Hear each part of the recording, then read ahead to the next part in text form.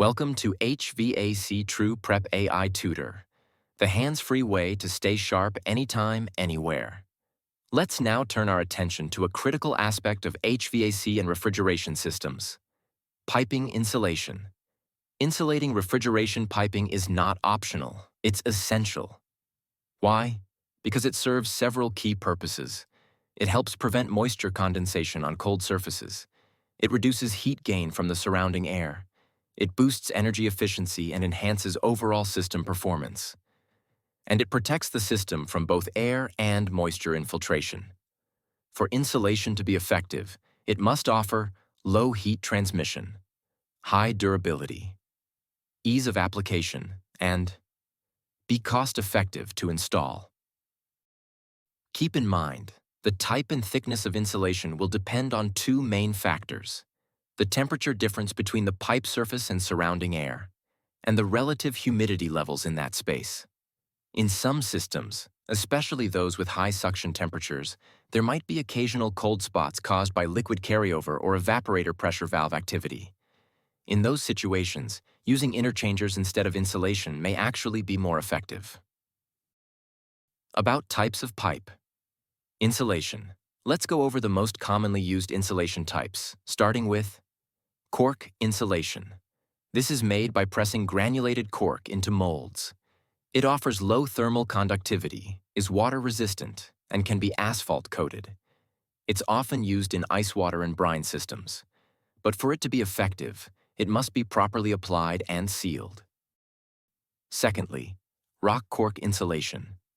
This insulation is made from rock wool, which is created by melting limestone at around 3,000 degrees Fahrenheit and blowing it into fibers. It's vermin-proof, resistant to decay, and can also be waterproofed. Rock cork typically comes in pre-molded sections, making it easy to install. But like cork, it requires proper sealing to maintain performance over time. Next is wool felt insulation made of layered wool felt. It traps air spaces that provide insulation. It must be sealed tightly to prevent moisture damage. Wool felt is suitable for temperatures above 40 degrees Fahrenheit and works best indoors. However, it's not ideal for outdoor applications due to its sensitivity to moisture. Fourthly, hair felt insulation. This is made from cleaned cattle hair. It's cheaper than cork, but more difficult to install and seal properly. It must be wrapped tightly, bound, and coated with waterproof paint. If not sealed well, air leaks can lead to condensation and even system failure. For liquid refrigerant lines, insulation isn't always required, but there are exceptions. If the surrounding air temperature is lower, condensation can form on the pipe. If the pipes pass through heated areas, like boiler rooms, insulation is necessary to maintain a solid liquid column all the way to the expansion valve. The best practices for insulation installation. To ensure insulation performs effectively, always clean and dry the pipes thoroughly before applying insulation. Seal all joints using waterproof cement. Follow manufacturer guidelines and choose the correct material. Make sure insulation is airtight, or condensation may form underneath.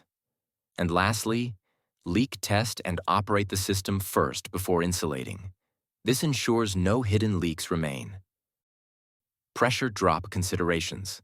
It's also important to note that poor insulation can lead to increased pressure drops caused by pipe friction or improper sizing. When done properly, insulation helps reduce energy losses, improve refrigeration performance, and extend the system's operational lifespan. Download HVAC TruePrep AI Tutor for more free lessons and practice tests. Now that you've learned the key concepts, let's check your understanding with a few review questions.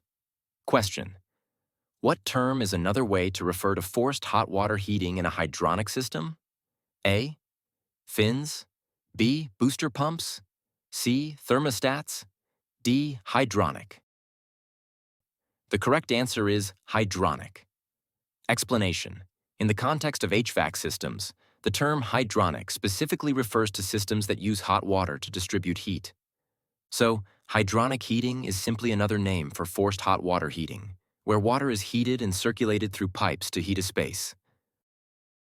Question: What components give off heat energy in a hot water baseboard heating system? A. Piping. B. Boiler. Circulating pump. D. Fins. The correct answer is fins. Explanation. In a hot water baseboard heating system, fins attached to the tubing or channel that carries hot water are responsible for radiating heat into the room. The boiler heats the water, and the pump circulates it. But the actual heat is released through the metal fins that increase surface area for better heat transfer. Question. Which factor determines the required type and thickness of pipe insulation in a refrigeration system? A. The number of pipe joints and elbows. B. The temperature difference and relative humidity. C. The pipe's material and color. D. The system's refrigerant type. The correct answer is the temperature difference and relative humidity. Explanation. According to the passage, the type and thickness of pipe insulation depend on the temperature difference between the pipe surface and surrounding air and the relative humidity levels. These factors affect the risk of condensation and energy loss, making them critical for choosing proper insulation. Smash your test goals with AI.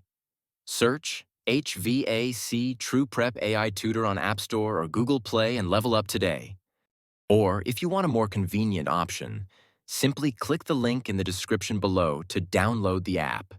Don't forget to like, share, and subscribe to the channel so you won't miss out on the latest tutorials and updates about TruePrep AI. Thank you for watching.